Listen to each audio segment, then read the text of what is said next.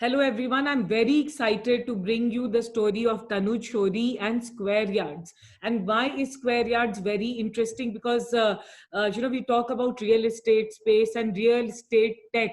And aggregation marketplaces and different models, and we always say, oh, वो तो scale हुआ नहीं है, वो उतना बड़ा हुआ नहीं है, और वो वहाँ पे problem आया. But very quietly, very, if I may say, stealthily, Tanuj has built an extraordinary, large, successful, profitable real estate tech, reality tech, or real tech business. And to me, it is one of the untold stories. How has he done that? What has he done with Square Yards? We will get to know today. And I'll quickly tell you about Square Yards, and let me read this. Square Yards is India's largest, real tech, I was saying, prop tech, brokerage, and mortgage marketplace. Square Yard today ranks in the top 20 consumer tech startups in India in terms of GTV, which is USD $1 billion.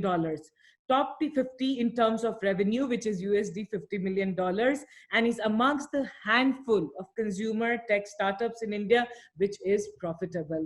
Very excited to be talking to you, Tanuj. And I got to hear that April was amidst the lockdown, when the world was Right. thinking about its existence. April was an outstanding month for you. It was one of the highest performing months for you. uh, from that lens, I want to understand, hasn't this COVID affected your business? And if it has, what does it mean? Can you tell us what is happening?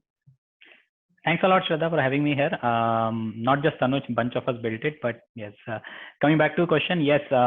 So keeping aside the health impact and the emotional impact of COVID, it's been a blessing in disguise for the business. I'll tell you why. Just take a step back. So we have been operating in a very offline sector per se, high tech sector. So when we started Square Yards, for example, 6 years back, we wanted to change the world. Our thought process was that entire transaction value chain would go digital. I think our biggest learning very early in our ecosystem was realizing that it will always involve a human environment. But what we did not anticipate, the kind of resistance the stakeholders in the sector have towards moving everything digital. So part of the section of the value chain would always remain offline, understood. But a sizable chunk could be made digital, and that was not being able to make digital because of the lot of stakeholders resistance. So what COVID did was forced all that in a span of 3 days. And the change which we had been trying to bring for the last 3 years basically got crunched in a 3 day time period. Obviously, there was a lockdown, no one could go out, no site visits happening. That is where we stepped in. We went to the developers, we went to the consumers. We said right from the search and discovery, which was predominantly online before also, but right from search and discovery to inventory selection to your data analytics, to stuff like walkthroughs, even making a payment online, getting your demand letters online, so on and so forth, which was never enabled earlier, got enabled overnight. I think the biggest learning, Shraddha, there was that don't put yourself in the consumer shoes. I know a lot of people they say that put yourself in consumer shoes, because when COVID was happening a week before, if we had this chat, I would have told you, yes, yeah, who will buy real estate? Even I won't buy real estate. In the time when people are cutting everything expendable, why would they invest in real estate? One fine day, we got up on the right side of the bed. We told ourselves that India is a land of 1 billion consumers. Let's test the market. And we were positively surprised. I think there are enough people with enough risk appetite who are looking at this crisis as an opportunity to build the portfolio, to invest at the right prices, and the prices which had been made available only because of the crisis, and to get those returns over the next few years, hopefully, so on and so forth.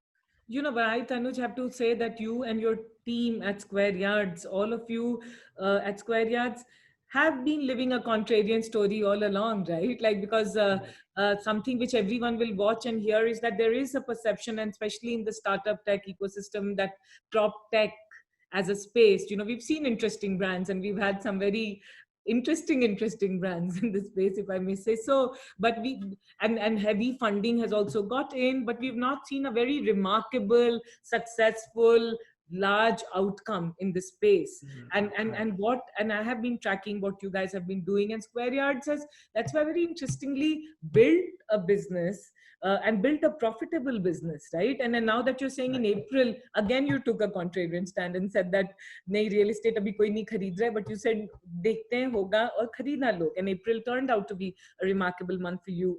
If you had to tell me, what has Square Yards done right, that it has got things right? So I think we believe in one thing, not just me, bunch of us, all my colleagues, that ideas are irrelevant. I have been a big proponent of that, and I'll always say that at the top of my lungs, that ideas and business models are irrelevant. It boils down to execution. It always boils down to execution. See, what we told ourselves, Shraddha, 5 years back was, yeah, this is the largest sector in the country. This is $100 billion sector today.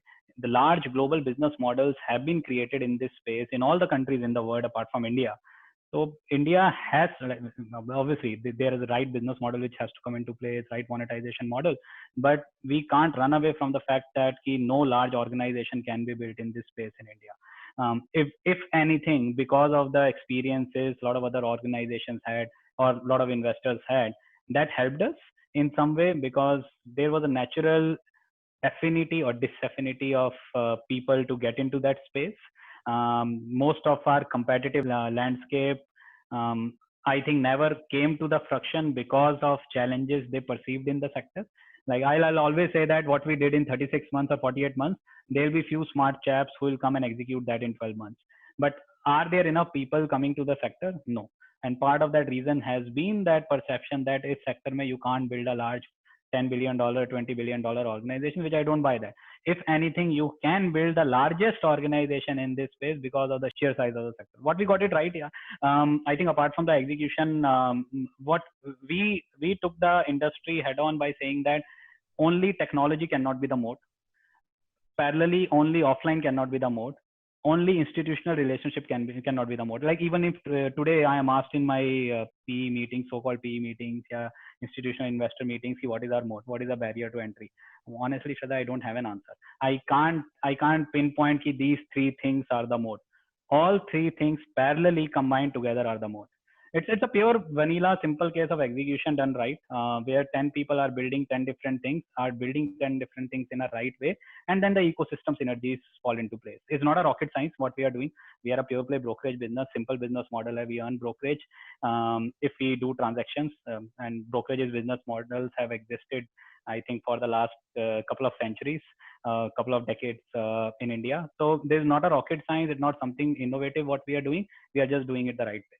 No, Tanuj, I would say what you're doing is innovative. At least last 2 quarters, I hear, like, I have this data that you were profitable, and that's very unheard of and very rare sight in the consumer tech space. And you have managed to do that, and you've managed to do that, I would say, in most humble way. You built a very solid prop tech company. But tell me something.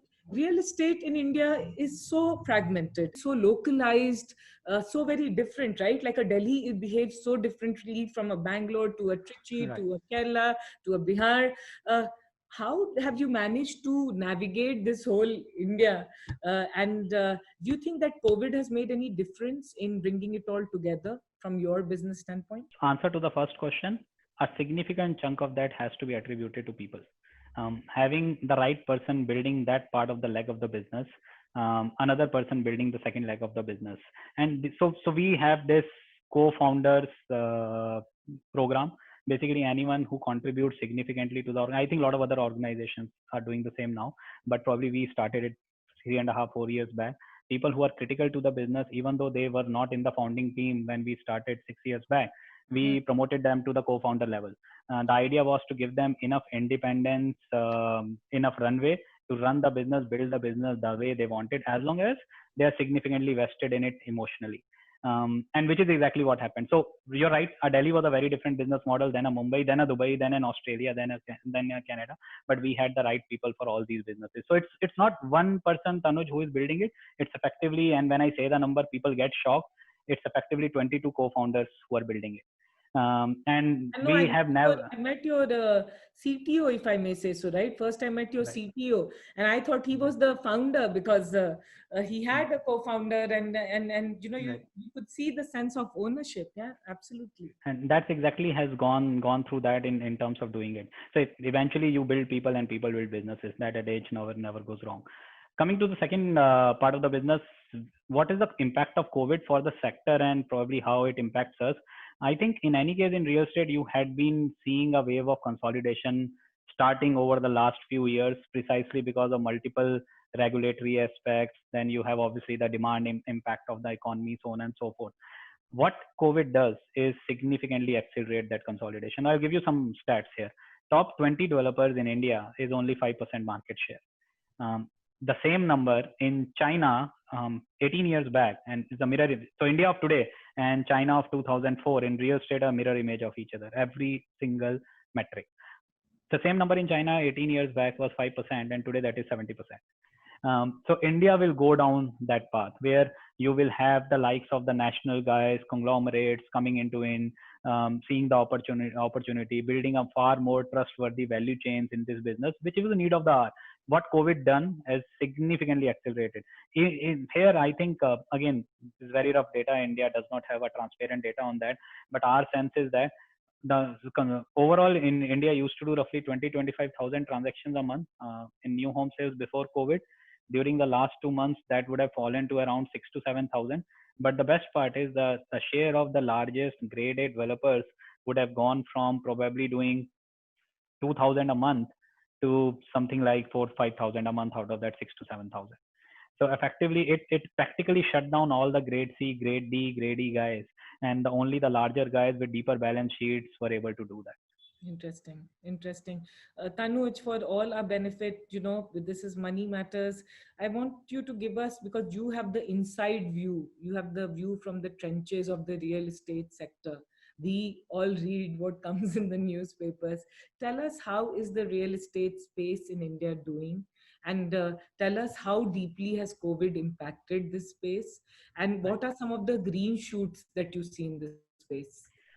So I think it's a very misunderstood space in India. It's obviously an emotional asset class. Like when we grow up, everyone tells us, "Ki beta, jab you obviously when you get your first job, you all you to buy real estate, or when you get married, or when you have kids, you go out and buy real estate." People have not exactly contributed this asset class as an investment asset class per se, and there is a funda to that. In India, the average rental yields in real estate, residential real estate, is anywhere between 2 to 3%. Cost of mortgage, forget the repo cuts which we have had in the last year, but average cost of mortgage used to be 8 to 9 to 10%. So theoretically, any economist would come and tell you such asset class is unsustainable, where you are earning 2% by investing at 8 to 9%. Unsustainable. Despite being unsustainable, those numbers have flown through over the last 10 to 15 years because it being an emotional asset class, or people wanted to buy real estate for capital appreciation. Real estate generally globally is a rental yield asset class where you build portfolios in real estate because you want to earn yields over the longer period of time. Only in India, specifically and only in India, this negative carry existed and has been existing for very, very long. Now, which is why when the capital appreciation stopped, which happened 3, 4, 5 years back, suddenly you saw significant demand collapse in most of the cities in India, because people were effectively buying to earn money through that. And when that stopped, you have effectively no reason to buy. I think what has happened in the last 4 years is there is a significant time correction. Obviously, the wealth has gone up, the GDP has gone up, so on and so forth, but the prices have actually come down by 20-30%. If anything, developers are sitting on very thin margins today.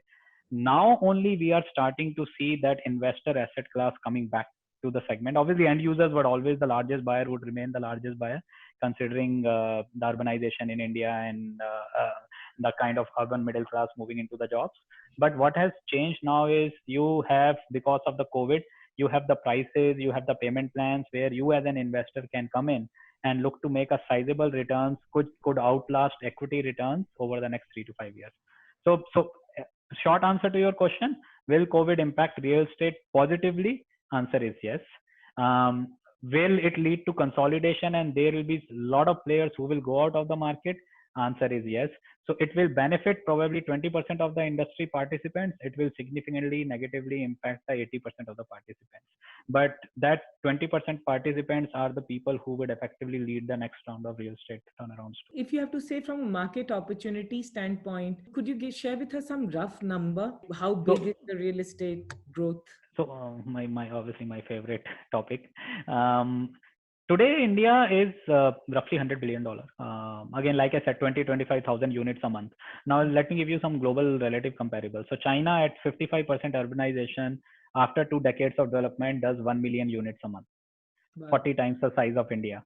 Indonesia, being 1/3 of the size of the economy India is, and still an emerging economy, still does 40,000 a month, almost twice the size of India. Manila and Jakarta sell 7 to 10,000 units a month. Largest city in India is Bangalore, which does 2,500 a month. Wow. US, being an developed economy, does 50,000 transactions a month.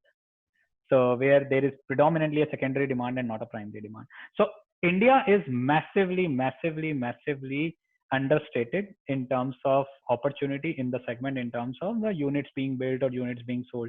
Just urbanization moving from 35 to 55, 20% means 250 million people moving into cities over the next 10 years. Assume a family of 4, India will need 50, 60, 70 million new homes. All India builds today is 300,000 a year or 400,000 a year. So having said that, the catch to that entire opportunity, Shraddha, is the market segment. I think where industry participants went wrong was wanting to capture the premium segment, wanting to capture $200,000, $400,000 homes. India is not the market for more than $100,000 homes.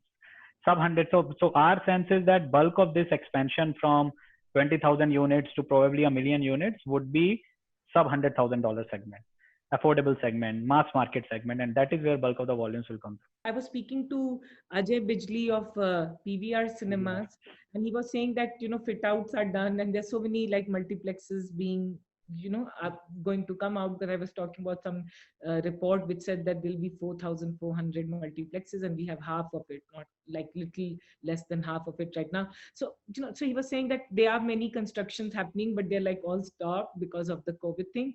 And now look at the migrant laborers, because unfortunately they have had to go home. Do you think it will adversely affect the overall construction space? It will definitely lengthen the cycle of the construction. So basically, it adds on to another worry in the sector in terms of the cost of construction going up. In some way, that cost of construction will be passed through to the consumer over the next couple of years. So does it benefit a consumer? Probably no. So hopefully the migrant population will come back over the next quarter or so, and the construction will go back to its normal pace. But even today, Shraddha, again, so what is happening is, like most of your questions and most of my answer, everything is boiling down to that gulf being widened between the grade A and the grade B, C guys. Most of the grade A guys, construction activity has started, construction activity is going on. They can pay that extra 5% construction cost to deliver projects in time. But a large chunk of smaller guys are not able to do that. So you would again see that impact having a ripple through. Yeah. What do you think are some of the measures that can be taken to revive? You are saying there's nothing needs to be revived, because actually, of course, the sector has a lot of upside. Like I can just imagine with all the numbers that you've given. But in the short term, right, like with this whole COVID impact, what are some of the steps that can be taken to really accelerate this space? No, I believe, Shraddha, a lot of steps need to be taken, not just one. So even though there is a pent up demand, and India is not a demand issue, India is a supply issue. I've always said that in real estate, India is a supply issue, not a demand issue, despite being unsold inventory. The challenge is the regulators and the government have not worked on the demand side of it at all. Now, it could be a simple thing like reducing your GSTs or reducing your stamp duties, which should be done. So most of the global nations actually tinker with their stamp duties based on the demand. If the demand has gone very high, they are basically, if there is a bubble building up in an economy, they would increase the stamp duty. But parallelly, if there is a cool off and let off in demand, they will significantly decrease the stamp duty, because those additional costs hurt. India has probably in the longest time, at not less I can remember, India has tinkered with the stamp duties. So there is having said that, there is a proposal by the Karnataka government that anything under 35 lakhs, the stamp duty would be 3% now, which is a welcome step. But a lot more could be done. Duty? So stamp duty is when you buy any flat, you would pay anywhere between 5 to 6.5% as the additional registration cost to the government Wow. of that property value. Of the This is overall property. of the overall property value. Wow. Wow. So Wow. and this is a big dampener like this, and this was okay in normal times, but with what sector has gone through in the last 3 years, this is something definitely government should have and should work on. Yeah. That is one. Two, obviously GST is a near term impact they can always take, but my challenge is the bigger challenge where the governments need to seriously overhaul the taxation system on the real estate. In India, no one is incentivized to hold a real estate asset for 20 years. Your long-term capital gains is still 20%. India is one of the very, very few economies in the world where you are not incentivized of holding it long term. In most of the countries globally, your long-term capital gains in real estate goes to zero after a certain point in time. So a big problem in when obviously we have seen demonetization, so on and so forth. A big problem of black money, we all understand, right? A black money, a large chunk of that was a real estate, used to come from real estate. A large chunk of that has to be attributed to tax evasion, and a large chunk of that is because your long-term capital gain tax is still 20%. Wow. Let government work on a formula. Let capital gains tax go to zero if you hold an asset for 10 years, and you'll see a massive change in the massive transparency in the system. 50% of the wallet of average consumer goes towards real estate. Your largest chunk of the GDP comes through the construction and the real estate industries. You can't run the economy at 8% growth without having a growth in real estate. Absolutely. Yeah, very true. Tanuj, again, I bring us back to Square Yards. You built a consumer tech company which is profitable, which is growing, and it's also not in an easy, if I may say sexy space, right? Like it's not. It is in a fragmented, difficult space. Tell me the building blocks. What are some of the three, four? Of course, you've talked about team and everything. First, if you could tell us the business model, tell us Right. about how many players are there on the platform. How do you quantify the success, and what has led to that? Right. So luckily for us, it was a very, very fragmented space, and we still thank our stars that it is a fragmented space. I would, if I ever have to invest in a business, I would only invest if it's a fragmented space. I think that part is clear. You only build a business when there are multiple people, small people fighting for a pie. Then you can be the largest pie. You can win the largest pie over there. That's one. Two. So and it's been I think one thing which adds to it's not being a sexy business is because there are a lot of people involved. You can't build the largest real estate venture without having thousands and thousands of people. Unfortunately, you can't. That's a fact of the matter. We tried. I'm not saying we did not try, but I think very early in our life cycle we realized that we cannot, and probably that was the biggest learning and best learning we ever had. My advice to people has always been, whether they're building in consumer tech space or a real prop tech space or any other part of the consumer tech ecosystem. Unit economics. I know it's a beaten down word over the last 12 months with what is happening around the world, but it's very, very critical that you need to build businesses which make money. I think this was something which we grew up with, Shraddha, that business का काम होता है पैसा बनाना. That's what dhanda is effectively. If your dhanda doesn't make money, you're not building a business, simply put. So business has to make money. You need to be profitable. Yes, the profitability can have a journey towards that, but you need to know exactly when you are turning and how you are turning profitable. And obviously when you expand, your profitability metrics can again take a dip, but you have to go back to the normal levels. But what we built and what I believe our strengths were, we looked at all the paradigms together right at the same time. So for our business, it was very critical that we build institutional relationships with the largest developers and largest banks in India. Parallelly, it was very, very critical that we build our own demand, we build our own consumers, because as long as you can somehow control the life cycle choices of a consumer, obviously you can control the various facets of monetization. And three, you somehow get to marry them together. That was the most difficult part. So building a tech in isolation was easy. Building the institutional relationships or the brokerage on the ground was easy. Marrying them all together was the most difficult part. How we make money, it's very, very simple. We work with the largest institutions on B2B side on the one hand of the spectrum, whether they are developers, whether they are banks. On the other hand of the value chain, we work with the consumers. transaction flow we benefit from. So every transaction we earn a brokerage from, which we facilitate. What we are trying to do though is what has changed in the last 12 months is trying to integrate the other ecosystem allied businesses. For example, we had built a primary real estate business. We are now getting into rentals. We are getting into property management. We are launching in a very, very aggressive way. We just built a SaaS business in real estate. We launched it just in time before COVID. What Has is seen that? that's a real estate SaaS CRM ecosystem. Effectively, we are competing with the likes of Salesforce, so on and so forth in that space. Interesting. And we launched it just before the COVID. We got lucky, and so we saw massive traction over the last 2 months. Won various large accounts in India. If everything goes well, by end of the year, we should be the largest SaaS play in real estate in India. What I'm trying to highlight is all these individual subsets add a lot of value when they are combined together. And we are very, very clear when we build a particular smaller vertical, we have to build it like we are building $1 billion business in that vertical. It cannot exist as a support vertical. So there's a separate management bandwidth, separate capital outlay, separate management, separate CEOs running those verticals. Obviously, my job on a daily basis where I earn my dollars is to ensure everyone is running in the same direction. But everyone has to be accountable for what they are building.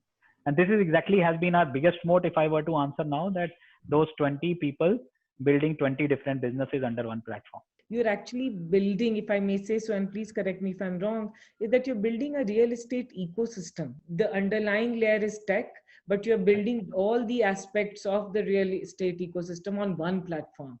Precisely. So exactly what we are doing, for example, now we launched rentals and we are launching property management next week. The mandate to the management team is very, very clear. Their KRA, their bread and butter, their salaries, their life cycle comes from that business. They need to build something which is become the largest player in that ecosystem in the next 12 months. So how I look at various verticals is we will not get into something unless we believe we can be the largest player in 12 months. Should not be also rants. If you should not build a business just because it gives you another 50 lakhs or 1 crore or 5 crores of profitability, or adds another 200 million or a 50 million or a 20 million on the valuations. These need to marry them together. And the biggest fun in the game comes when you are actually the largest player in 5 ecosystems and then you marry them together. Effectively what Jio is doing. I'm not saying we are building a Jio here. Hopefully we are over the next 20 years, but that's exactly what you are seeing happening there. We need Indian entrepreneurs to be thinking. And right now, more than ever, when Prime Minister is also talking about Atmanirbhar Bharat, we need Indian entrepreneurs to be thinking big and doing and building big businesses like you are doing, and also in a space which is such a large contributor, as you rightly said, to the Indian economy. Tanuj, I want to also ask you that in this journey of yours, who are some of the investors you bootstrapped? Have you raised venture capital money? And what is the growth plan that you're envisaging? So again, a very contrarian approach. Bootstrap to sizable extent. In fact, bootstrap to an extent, Shraddha, where most of the management which came in had to put their skin in the game. So we have not hired even a single co-founder who has not invested his personal wealth into the business. Rather than giving sweat equity, we took money from them to give equity. So very, very intention was very, very clear. They need to be building it for their sweat and for their life and death. And have they increased their money? Have they increased their valuation, or they're waiting? Fingers crossed. All of them should be very happy right now that we forced them to invest. But that still remains. Even now, when if we are looking out for a senior guy running a large senior vertical, my argument to him remains the same. Either you believe it can be a 100x business or you don't. If you believe it can be a 100x business, then it has to be the best financial opportunity you'll ever have in your life.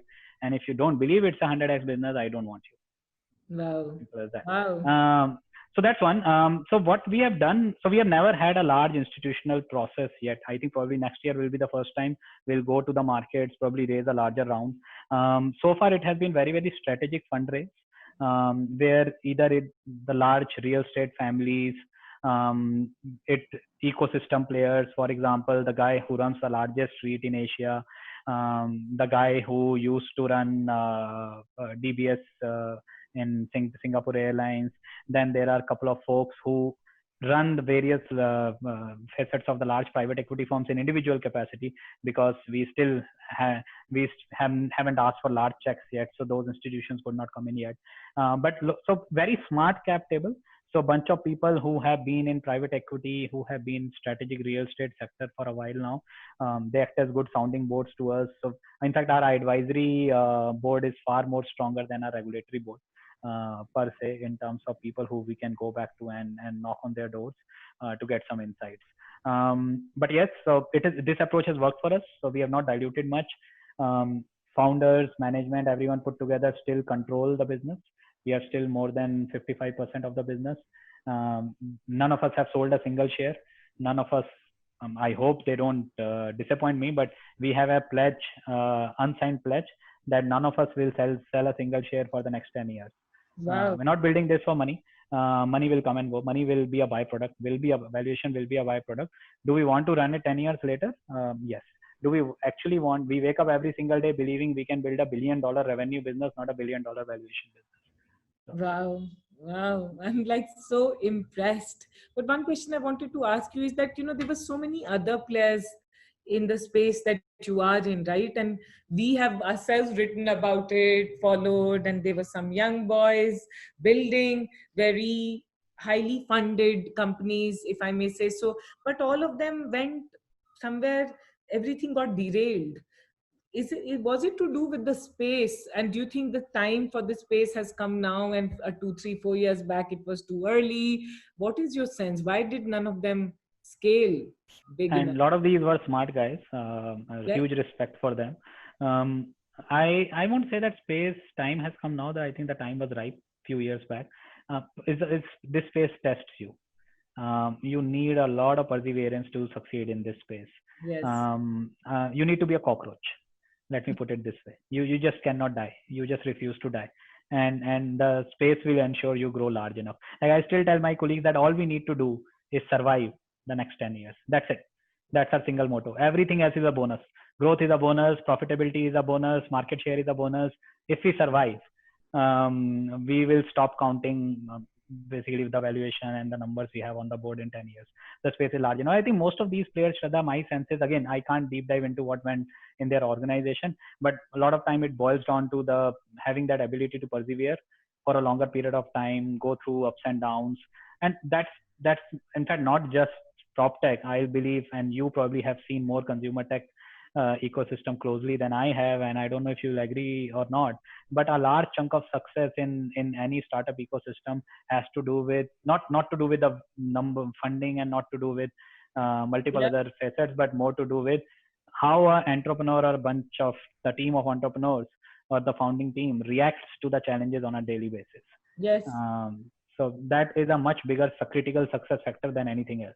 Yeah, I've asked you this question because I also wanted it out of the way to say that, hey, there was not a challenge in the space per se. We can't just say that the space was challenging, because you're saying, and we all know that the space is so large, right? But cracking the space requires a different kind of tenacity. Yeah. And of course, India is not a China. India is not a US, because more or less they are very homogeneous markets, right? But India real estate is so. India is not even India. So like you yourself said earlier, how a Mumbai operates is miles apart from how a Bangalore operates. Yes. Or how a Delhi operates. So India is a combination of multiple different ecosystems within this space. Yeah. The campaign these days, no vocal for local. I think real estate is a very localized business. Right. Yeah. Very localized. I think not just us. I think it is probably relevant for a lot of other players. We need to think global. I am surprised. Like, for example, I'll give you our example. We went global. Whether it was easy? No. Why we went global is we realized opportunities in some cities, in some countries, probably larger than some cities in India, with very similar industry characteristics, fragmentation, no large player, so on and so. A lot of tech is replicable. Obviously, your execution skills need to be execution skills, whether you're building India or whether you're building global. But the similar thing which we see in a lot of other space, a lot of other sectors. So I always find it surprising that a lot of Indian entrepreneurs don't want to go global. On the other way, other hand, a lot of investors don't like Indian entrepreneurs going global just because India is supposed to be $1 billion story, Yeah, yeah. or a billion market story. Yeah, agree. In fact, that's a huge debate, right? Like in the Indian ecosystem. Yeah, yeah, that's a huge opportunity, but that also gets people to look inwards, which is not necessarily is the best thing for businesses and entrepreneurs. Tanuj, which all countries are you present in? So we have a fairly large presence in Gulf, entire Gulf, Huh. yeah, exactly, entire Gulf, Australia and Canada. Wow. So you're in Australia, Canada, and do you plan to expand to more geographies? So Southeast Asia. So COVID has obviously extended that plans to be in Southeast Asia, but Indonesia, Philippines, Vietnam, to an extent Bangladesh, should be very large target markets for us over the next 1 year. Wow. Wow. So and I justify that. For example, I took an example of Manila. So Manila does 7,000 transactions a month, 3 times more than largest Indian city, has 80,000 brokers, 2 times more fragmented than any other Indian city. The largest player does 20 transactions a month. Wow. So you started in 2013. We are in 2020. COVID hasn't it has impacted you positively, your business. If I have to ask you, where do you see yourself in the next 1 year, next 2 years? What's the big dream that you're chasing? Big dreams are not next 2 years. That's the first answer. I think we haven't, not just today. I think even 5 years back, you would have asked us, where do you see yourself 5 years, 2 years? My answer would still have been, let's talk about 2025, 2030. We're Good. building Tell something me. for the next, something for the next 10 years. We want to, I think it will be a very arrogant word to say we want to control, but we want to be the largest player in significant chunks of this ecosystem and learn as we go. So have we been perfect? No, we have made horrible mistakes. But I think the best thing what has happened to us is we have been allowed room to fail and learn. So we are probably much better today than we were a couple of years back. And a couple of years back, we thought we are much better than we were 4 years back. And I think that cycle will continue. So I think in terms of numbers, we'll probably, I'll hate and I'll say that we would have done something horribly, horribly wrong if we don't grow 10 times, 20 times from here over the next 5-7 years. So I tell my colleagues, not every day you get to play the largest sector in one of the largest economies. You are the largest player, hardly any competitor. Your business model is proven. You have economics. You are profitable. It doesn't happen every day. So we are standing at a cusp of a pedestal, which probably we also don't realize how large that is in terms of the opportunity cost. So we can't take the foot off the pedal. It's everyday battle. Every day is a new battle, new war. We have to continue chugging along. So. You know, Tanuj, such a respect for you, for your team, what you have built, and you know, with your leadership and talking to you, I always get that sense of so much of hard work, sincerity, perseverance. You know, all those things would have gone in to crack, not just crack this space, to build in this space, sustain in this space, and now be profitable. It's what the last 7 years would have been. I can just imagine. If you have to tell me before we end, your key learning and key learning and the joy that you found in this whole process, what would that be? Agreed. So let me start with the joy. Huh. So joy is every day. I think I was having this chat with my again colleague, co-founder and CFO the other day. We both come from same management school. We both have had an investment banking career. So we have seen that corporate part of our journey. And we were joking around. We were telling each other that, yeah, I think in terms of job satisfaction, the word job satisfaction, we are at the peak.